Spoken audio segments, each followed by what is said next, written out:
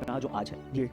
और भारत में भी अगर हम बात करें तो रेफ्यूजीज़ की संख्या बहुत ज़्यादा है, 5 करोड़ शायद एक फिगर है, प्लस या माइनस कुछ भी हो सकता इलीगल माइग्रेंट। है। तो ये कितना बड़ा खतरा है और इसको आप कैसे देखते हो? शरणार्थी। असम से जाके पूछे, वो कहेंगे कि ये कितना बड़ा खतरा है। बंगाल में जाके पूछे, वो आपको बताएंगे। पार्ट्स ऑफ हैदराबाद में आपको बताएंगे, पार्ट्स ऑफ बैंगलोर में बताएंगे कि कितना बड़ा खतरा है। केरला में बताएंगे आपको। जब तक आप सेक्युलरिज्म को पकड़ के बैठेंगे, आप ठीक से बोल नहीं पाएंगे कि इलीगल माइग्रेशन या फिर एक स्पेसिफिक डेमोग्राफिक इम्बैलेंस का क्या लेना देना, उससे आपको तकलीफ क्या है। आप वो आर्गुमेंट कभी एस्टैब्लिश नहीं कर पाएंगे, क्योंकि अगर आपने मान लिया कि आप सेक्युलर कंट्री हैं, इसका मतलब यह है कि आपकी कोई अपनी पहचान नहीं है, कोई रिलीजियस आइडेंटिटी है ही नहीं, देयरफॉर कोई भी आ सकता है। That will be the definition, that will be the meaning of it. Okay, which is why I say that secularism prevents you from owning your identity and also making your case on the basis of the identity.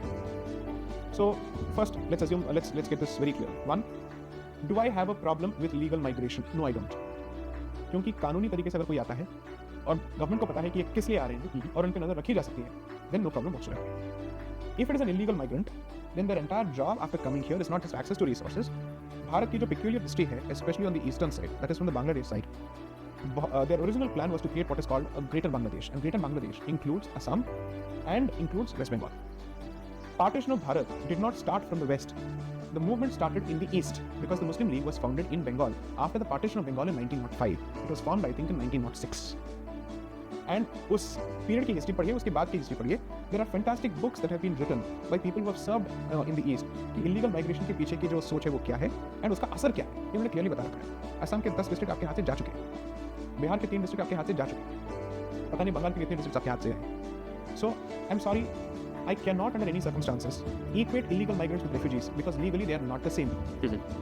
जो आपसे आश्रय मांगने आया है और जो घुसपैठिया है, इन दोनों को आप इक्वेट नहीं कर सकते. ठीक है, ना लीगली, ना मॉरली, और even for that matter logically speaking.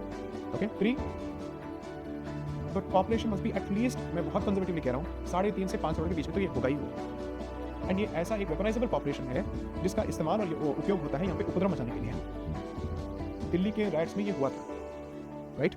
Mumbai में जब वहाँ पे शहीद स्मारक को तोड़ा गया था, I think around 2012, it is in favour of a particular illegal migrant community. It happens across the board.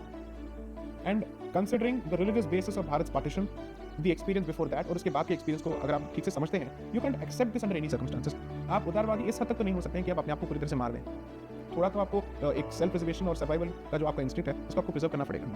2, we don't need Europe's experience at all. Europe is seeing what India has been facing for generations now.